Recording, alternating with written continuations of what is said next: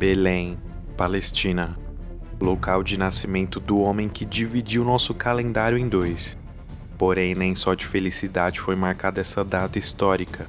O dia conhecido como Massacre dos Inocentes sujou de sangue um passado em que o nascimento de uma criança, considerado o Messias da profecia, que deveria ser motivo de contentamento para muitos, acabou se tornando uma ameaça ao imperador romano, chamado Herodes o Grande, que ordenou o extermínio de nascidos menores de 2 anos. Mas por que uma crueldade como essa foi permitida? Veja agora a história completa do nascimento como você nunca viu. Porque Maria foi escolhida para ser a mãe do Filho de Deus. Quem eram os magos que seguiram a estrela de Belém? E o que ela significa? Como o menino Jesus nasceu? Especial de Natal. Vamos bibliografar para você.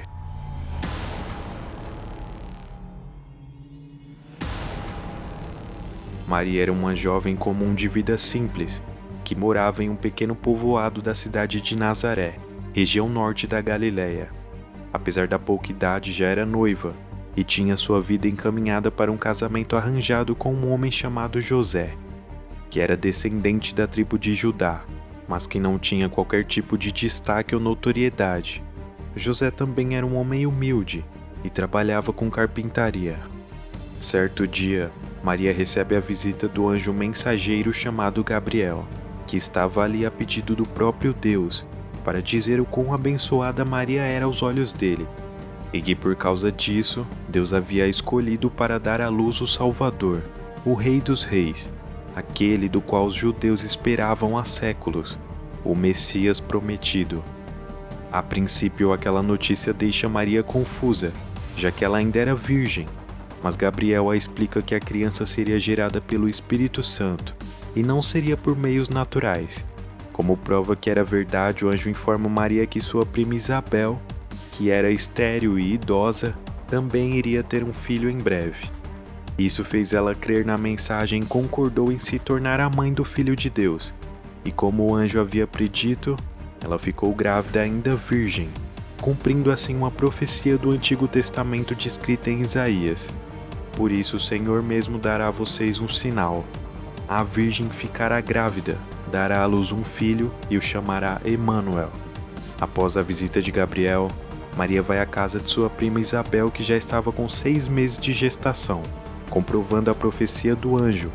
Isabel estava grávida de João Batista, que se tornaria futuramente o último profeta responsável por prenunciar a vinda do Messias e preparar o caminho até que Jesus, o Cristo, pudesse começar o seu ministério. Alguns sinais já eram evidentes. Isabel sente João saltar dentro de seu ventre, logo após uma saudação de Maria naquela ocasião. Retornando da casa de sua prima, é chegada a hora de Maria contar ao seu noivo que estava grávida. Aquilo deixa José confuso, a ponto de querer desmanchar o contrato de casamento que eles tinham, por achar que Maria havia adulterado. Mas tudo muda ainda naquela noite, depois que José inesperadamente recebe a visita de um anjo em seu sonho, que afirma para ele a veracidade da gravidez de Maria e pede para José colocar o nome da criança de Jesus assim que ela nascesse. Passando-se então os 9 meses de gestação e faltando poucos dias para o nascimento, José é obrigado a fazer uma longa viagem para uma pequena aldeia chamada Belém, que ficava a 115 quilômetros de distância da cidade de Nazaré, local em que eles residiam. Há 2 milênios atrás, essa viagem durava cerca de 1 semana para ser concluída e ficava em um território desértico, onde pessoas poderiam morrer de desidratação ou como vítima de ladrões e bandidos. Mas por que faria uma viagem tão longa e perigosa naquelas circunstâncias? A resposta está no livro de Lucas.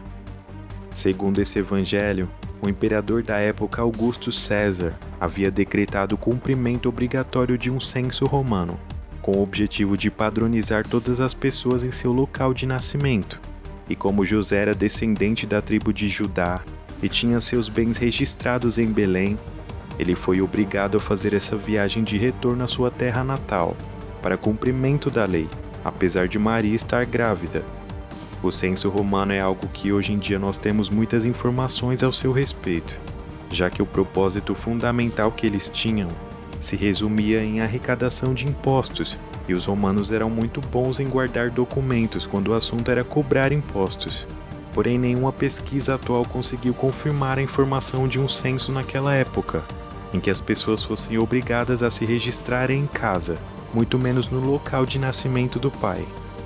O único censo do qual temos conhecimento próximo àquele período é o censo de Quirino, realizado por volta do ano 6 a.C., e outro de Herodes Antipas, porém 10 anos depois da data que foi registrado por Lucas, deixando muitos historiadores confusos. Assim que José e Maria chegam em Belém, descobrem que não haveria mais lugar para hospedagem. Nenhuma pensão tinha quartos vazios, forçando-os a se instalarem no primeiro espaço disponível que encontrassem, e o local escolhido é um presépio, que estava próximo a eles. Essa medida desesperada foi necessária, já que havia chegado a hora. Maria estava prestes a dar à luz. O nascimento é marcado pela simplicidade. Envolto de panos, o menino é colocado sobre uma manjedoura. Não havia luxo. O choro que ecoava daquele lugar marcava para sempre a história da humanidade. A estrela do Oriente brilhava em anunciação. Deus tinha se feito carne. Longe dali, um imperador louco recebia a visita de alguns homens, do qual a Bíblia não especifica o número, mas que algumas pessoas os chamavam de magos, por eles serem estudiosos dos astros e estrelas, quase como uma espécie de astrônomos antigos. Além de virem do Oriente, eles estavam à procura do rei dos judeus, por terem avistado a estrela de Belém, que seria a confirmação desse sinal. Estima-se que já tenha se passado 2 anos até esse momento. Uma estrela virá de Jacó, e um cetro se erguirá de Israel. Você, Belém, da terra de Judá, de modo nenhum é a menor entre as principais cidades de Judá, pois de você sairá o líder que guiará o meu povo de Israel. Após Herodes descobrir sobre o nascimento do Messias, segundo constava nas escrituras sagradas, e se sentindo ameaçado por achar que tinha encontrado um possível concorrente ao governo, ele pede para que os magos descubram a localização da criança e voltem para contar para ele depois, com o pretexto de ir até lá para adorá-lo. Então os magos saem dali decididos a seguir a estrela de Belém, que acaba os guiando até o verdadeiro local onde Jesus estava. Eles prostraram-se aos seus pés, presenteando-o com ouro, incenso e mirra. Mas antes que pudessem voltar para casa, um anjo aparece para eles em sonho, avisando-os que não voltassem a falar com Herodes, e assim eles vão embora seguindo um caminho diferente. Enquanto isso, outra pessoa estava sendo visitada pela segunda vez em sonho por um anjo. Era José. Mas dessa vez a missão dada pelo mensageiro de Deus foi para que ele levasse a sua família para o Egito, pois Herodes estava procurando Jesus. Então, antes que o dia amanhecesse, eles partiram de Belém apressadamente.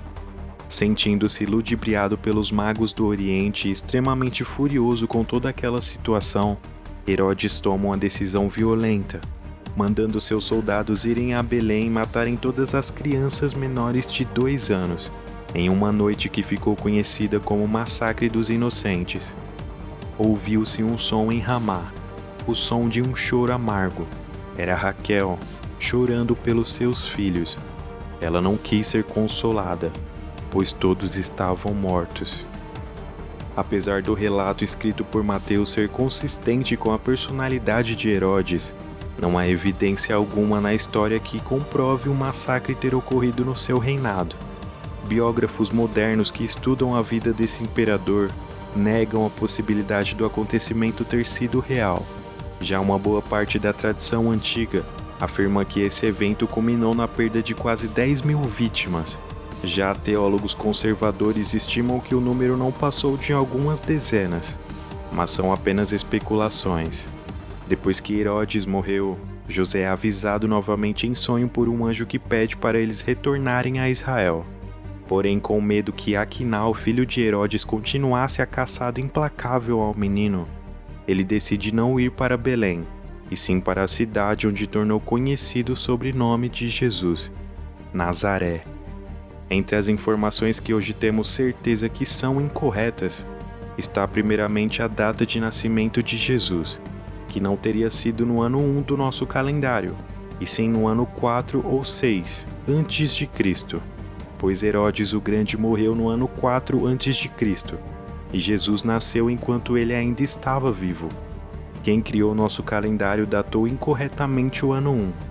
Também seria impossível Jesus ter nascido em dezembro, já que esse seria um mês invernal de frio. E segundo o calendário judaico, os pastores de ovelhas não costumavam colocar seus rebanhos ao ar livre nessa época do ano, divergindo das informações bíblicas sobre o anjo Gabriel ter avisado alguns pastores que estavam passando a noite no campo, cuidando de ovelhas próximos ao presépio, que o Messias tinha nascido. Porém, através das informações que os próprios evangelhos nos dão sobre o dia do nascimento, nós conseguimos apontar um pouco mais precisamente o suposto mês em que Jesus teria vindo ao mundo. Segundo a Bíblia, Zacarias, que foi o pai de João Batista, era sacerdote do turno de Abias, quando recebeu a visita do anjo Gabriel no templo, informando-o sobre o nascimento de seu filho. Essa espécie de turnos que existia entre sacerdotes havia sido instituída no reinado de Davi, que foi o grande responsável pela divisão do ano em 24 períodos, de 15 dias para cada família sacerdotal trabalhar no templo separadamente. O turno de Abias em que Zacarias estava era o mês de julho. Julho marca o mês que sua esposa Isabel teria ficado grávida de João Batista. E se levarmos em consideração que João era 6 meses mais velho que Jesus, segundo a própria Bíblia, essa conta nos dá um resultado correspondente ao mês de setembro. Apesar de muitas controvérsias relacionadas ao nascimento de Cristo, uma coisa que não podemos confundir erroneamente é o verdadeiro significado dessa data, que comemoramos todos os anos.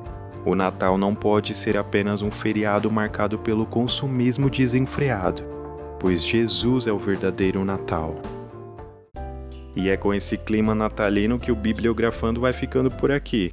Também esperamos que você e sua família tenham um ano novo próspero e abençoado.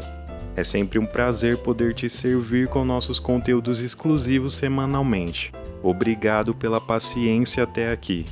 E claro, se estiver nos visitando pela primeira vez, inscreva-se. Faça parte dessa comunidade você também. É sempre um incentivo ter sua colaboração.